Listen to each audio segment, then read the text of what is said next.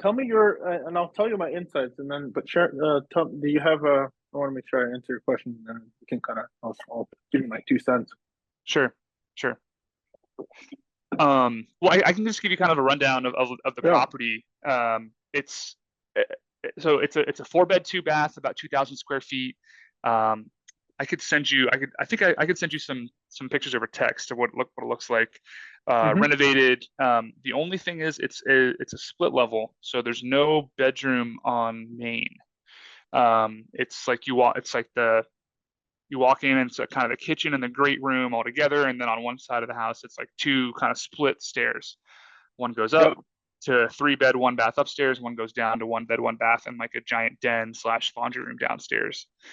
Um, so if I'm being honest, like I had a couple. There's kind of two options here.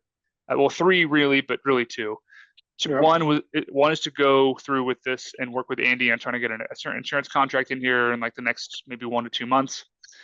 The second one is to sell because I have a pretty decent amount of equity in there. It's probably worth 425, and I got still got about 250 left on the mortgage.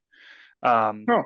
so Oh, this is one that you own. I didn't have context there. Okay. yep, yep.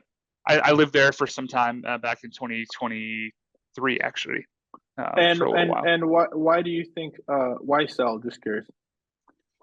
Um, it'd be nice to tap into some of that equity, to be honest.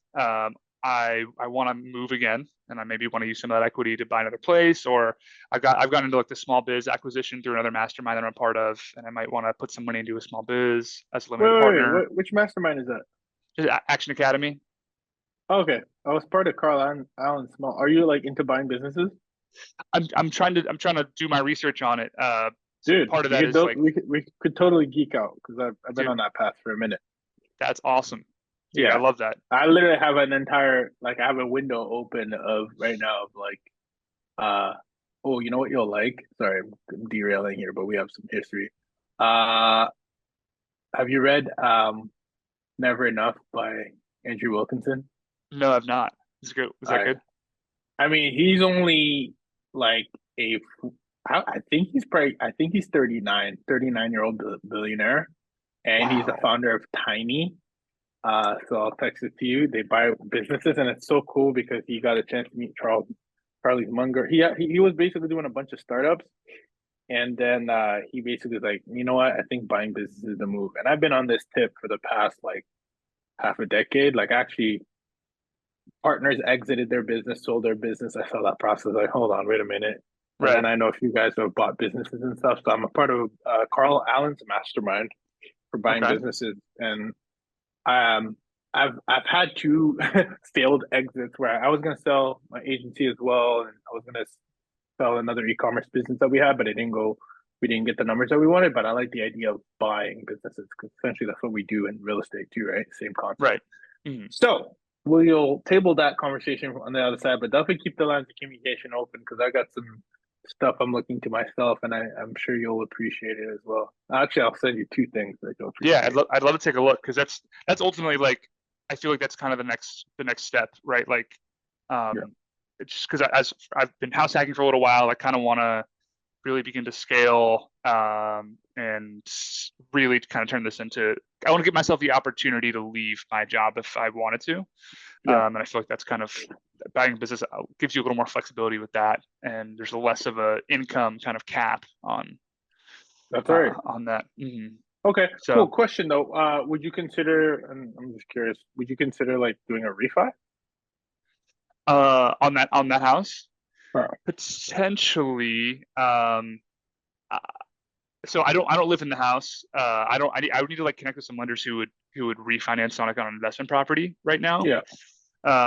The rate is pretty good. It's like a 4.3 on that one. Hmm. Um, so it depends on the rate that I can get and what how much equity I can tap into on that. Um, but the main reason so the reason why I would sell is because I would want to tap into that equity. Um, and my main concern is, and maybe I'm stepping over dollars to pick up pennies here. I'm a little bit concerned about maybe the cost to furnish the place, Yeah. since it's pretty much unfurnished right now. It's a long-term rent by the room strategy, and I'm kind of getting tired of self-managing that, and I want to kind Yeah. of get something a little more bang for my buck. So I that's why I want to go with the insurance, kind of go with the insurance route and see how that can go. But 2,000 square feet, I think it's going to be pretty expensive to furnish. So How many? that's It's a what, four bed, two bath, with kind of like a living room and a family room. It's pretty open That's concept. that's I would put 20 grand. That's 20 grand. 20 grand. Okay. Yeah. Now if Uh, you want to, if you want to like do some sourcing, mhm. that's like 20 grand brand new. If you want to do some sourcing, you can get to 15.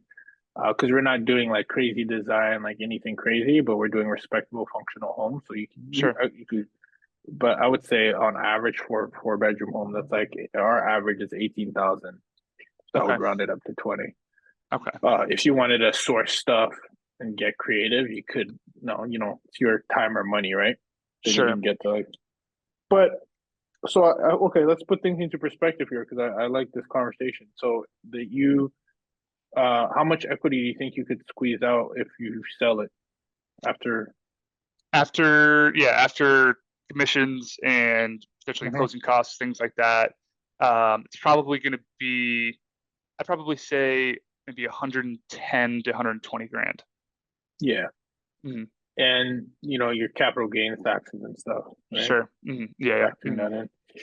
Hmm. Um, okay, so I think the question is, do I want to liquidate and get access to $120,000? Now, what I like about you, Cam, is you have a game plan and you're already talking to me about buying businesses. Yeah. So when you're looking on things like I'm sure uh, websiteclosers.com or like Sure. Flippa or Yeah. you know Hmm. Empire Flippers, like I'll start looking at what are some things that you're seeing that you're interested in and what are they buying at. And some of these businesses are doing seller financing too. Hmm.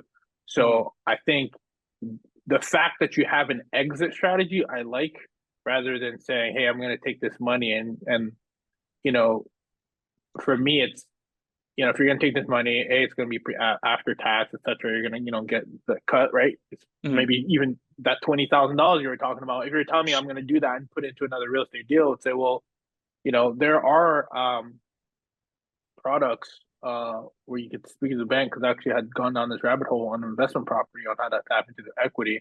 I can actually probably pull that up at some point. They were like home equity loans. Now the terms are obviously not as favorable as like when you're primary residence because that's what they Sure. like HELOC. It's not your Sure. HELOC type, but Right. it's still instead of like 80 or 90 LTV, it's like maybe 75. So something worth looking into because it's kind of like if that's the main play and it's been appreciating, and you can still have your cake and eat it too. You could liquidate that, buy furniture, and have enough liquid to buy your business, and then continue to run the play. So that's just something I would look at too. But if you're saying, hey, actually, I can get more because I know I have this opportunity that I'm looking to tackle that I think is going to just make real estate numbers look stupid because at the end Right. of the day, that's what buying businesses does. Like it's crazy Right. cash flow right from the Yep. get go, Hmm. existing list.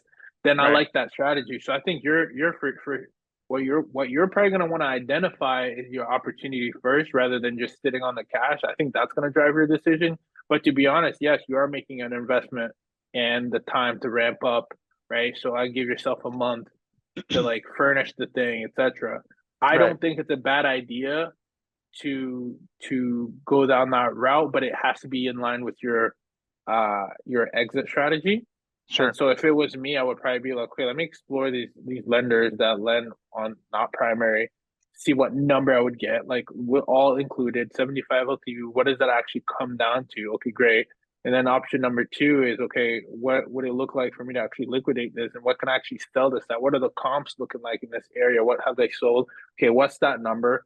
Which one, gets me out of bed? And then based on that, okay, now regardless of these numbers, the I think there's two things, right? Depending on what that number is, one I'm sure gets you hyped, and one's kind of like, that's not as much as I would like, based on what I'm seeing on the marketplace with the businesses I'm trying to buy. That would Sure. be my thought process, and then from there I would make a decision on like, is this a now thing for the business buying, or is it kind of like one more? kind of like run and based on the numbers you're gonna get. But that sounds pretty interesting to me. You got some great options, man. Yeah. So I mean that makes a lot of sense. I hadn't even really considered the refinance option just because I don't know a ton of lenders who won't lend on insurance or on investment properties right now. But who knows? That also might be changing because the nature of the rate market is also changing too. Well, here's what it is. It's home equity loans. I've done a bunch of research on this stuff, man, because I was going down the exact same path from one of my properties, Right. and I can send you a few things. There's one here from Delta Community. Oh, those guys were primary. All right, excuse me. I'll share with you my notes that I have Sure. around this. But yeah, it's worth looking into. Absolutely. Yeah. Cool, man. Well, tell me. So here's my thought about let's talk about the other thing too. So the unfurnished play, I've heard of it. Yep. I know it's prevalent because a lot of these insurance companies have a specific department dedicated towards it, Sure. but it's not prevalent in my world because I don't have unfurnished home. Sure. So I think what I would do, and I give this advice to my mastermind group, is check out boxbrownie.com. I'll show you. This this is what I would do for you because I'm an experimenter. Can you see my screen? Yes. Okay, so boxbrownie.com. What I would do is I would set up a Zillow listing. It's literally free. Go on Zillow Rental Manager and be like, have your pictures just like this. Box Brownie, you pay them $24 a picture. They basically design virtual staging. Okay. And then what I would say is, hey, this home has a price unfurnished and a price furnished. Please reach out for inquiry.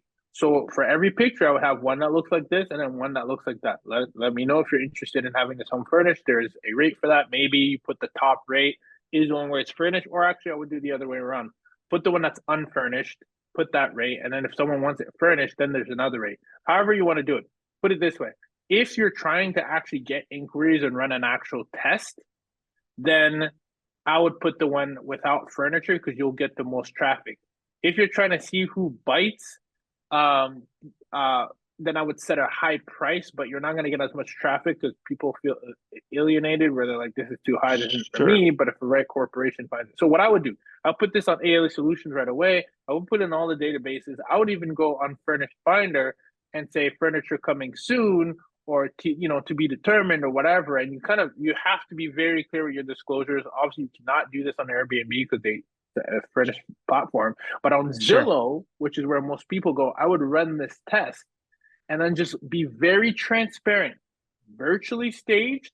However, the furniture can be provided on a case by case basis, and there's a separate rate for that. Okay, so then you're stating it, and the reason why that's important is because if you start getting a lot of bites of people, like let's say you do get a company that reaches out and be like, hey, I got a family looking for 6 months. Is this furnished or unfurnished? You can let them know it's unfurnished, but it can be furnished. And how? That's Court. These guys, you probably heard of them. Court.com. Yep. They're like, right. You could use these guys as a backup plan if push came to shove and someone was like, hey, I'm really interested in your property, but it's got to be furnished. Okay, great. Just run the numbers. But otherwise, I would use this on their listing. That way they can see it and they're like, oh, cool. This could come in. I've never seen this before. I could have a furnished option or unfurnished option and just do that for a month while you're looking to search for your business to buy. There's no better data than actually getting the actual data in the marketplace. And I believe you can have your cake and eat it too. So that's what I would do. Because then if it was crickets, for the next month, then I'm like, first of all, you got to be committed to this stuff. It doesn't just come overnight. So if you're actually going to do it, but you're not spending 20 grand to find out, you can you can have this out for the next 3 months and see what happens. Now, if you get zero insurance inquiries about unfurnished, well, then guess what, pal? Your guess is as good as mine, right? Like I don't do unfurnished, but I don't know for those who are unfurnished how often they get reached out to. So that for me would be a perfect test based on just purely data. Mm-hmm. Okay. No, and that makes sense. That makes sense. I honestly hadn't really considered the whole virtual staging thing. That's a great idea. Um, yeah, I mean, to be candid, like, yeah, I was because Andy sort of pitched his idea as like being a co-host, right? And like Yeah. being somebody who kind of brings the leads in. But I was Hmm. like, he has like a specific split, and he's pitched this to a couple other people. And I was like, that's awesome. I'm willing to negotiate, like just to maybe cover my, and this maybe gets a little bit too, maybe getting a little bit too kind of hairy in the weeds, but like I was like, well, we could change your split if maybe you minimize a little bit of my risk by like, if I do need to furnish it, helping you with the furniture type of thing. I don't know if that's something that you've seen or You whatever. you can get as creative as possible. You can get as Hmm. creative as, the first X amount of months, make sure I recoup my funds. Sure, It's this split. After this month, it's that split. He would just have to do the exact same thing and protect his own interests as well. Because you sure, can create a win-win situation. That's what I love about this business. Like, you can create so many win-wins. Okay, great. Let's say you guys split on the furniture, right? So I've done so many creative deals where I put down my commission because I was an agent, and right. then my partners paid for all the furniture, Hmm. and but we have one joint account, and when they make their money back on the furniture, then now I add on my 25% fee. Like, you know what I mean? Like, that Sure, to me is, sure. we all own the property.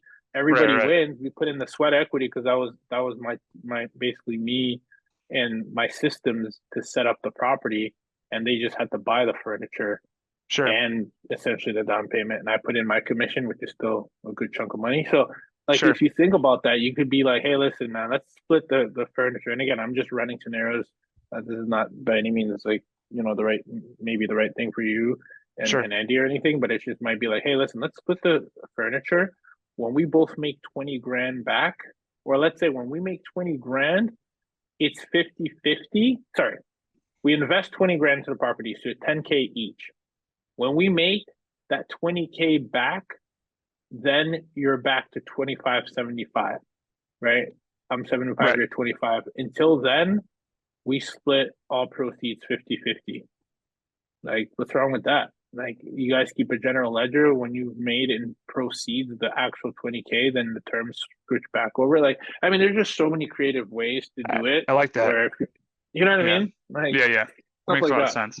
That makes a lot of sense. So, yeah. Um, Dude, that's awesome. I did have a question. I'm really curious about your mastermind because I also know what's her name, Iris, as well, and on the Yeah. west side of town. Where can I find out more information about the mastermind itself? Oh, yeah. You just go on experimentrealestate.com. Okay. And when you go on experimentrealestate.com, you go to coaching. And then when you go to coaching, there's a drop down that says inner circle. You can read about it there, and then you just submit that form if you're interested. You just want Sure. to make sure you're a good fit, Sure. which I know you would be if you're interested. And honestly, Mhm. it's just an investment. You got to be ready. Sure. It's like, hey, ready to invest. I mean, you get what you put in.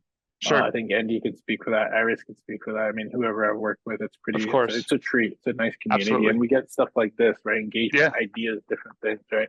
So yeah, just Absolutely. submit that form. Kind of let me know where you're at, and then my assistant will and then we'll hop on a call. And then I always like to have always two offers. I make essentially I have like a real time offer, like if you're serious, like we can do Yeah. this right now type thing offer, and then there's like if you want to think about it offer. But yeah, there's about like uh three different tiers, and then you can pick yours, and then after it's done, you can continue to join the membership, which is only available to those who have worked with me, where you could just stay on and like continue to access deals and like weekly meetings and cool stuff like that. So Sure. yeah, Yeah, that makes man, a ton I of love it. sense. It's such a nice community, man. It's just people like you who are just hungry and have a vision and who are just action takers. But that's what's fun about kind of like the group that we're a part of. Dude, Andy's told me a lot about it, and I haven't met up with Iris yet, but we've spoken in depth about what she's doing over on the west side of town, and I was like, this is, I don't know, this is really sick. So I love what you're doing, man. And again, I know Thanks, we're over man. time. Thanks so much for giving me some perspective on this on a couple different options. I feel like a lot more at peace because I feel like I was like felt kind of in a box, but now I feel like I'm in a much better place. So thank you, man. Hey man, that's the goal, brother. And I know you and I go way back, so it's cool to see you again. But it's, Yeah, this was officially an MTR coaching hot seat where you get to ask me, 3 questions or mhm, less in 15 minutes or less. So, this is always going to be shared with the community. Everyone can get insight from it. So sure. I appreciate you hopping on. And man, yeah, just email away, text away if you need anything. And yeah, hopefully we get to see you on board. Join our community, man. That'd be nice to have you in there. That'd be fun. Certainly, dude. And I'll definitely be in touch with you on the business stuff too. Yeah, small Yeah, biz. dude, Mhm, I think that's a very dangerous formula. When you mhm, understand business mhm. and you understand real estate, Yep. I would, take that business money. That's what I've done, and I pour it into real estate. And then on top of that, you add this ninja strategy that we have to extract even more cash flow. That's when it gets really fun, man. So absolutely, power to you, brother. Likewise. Thank you so much, man. Appreciate Awesome. you Conquer the few taking my evening. call. You Take it bet, easy, brother. Cam. See Take ya. care, man. Peace.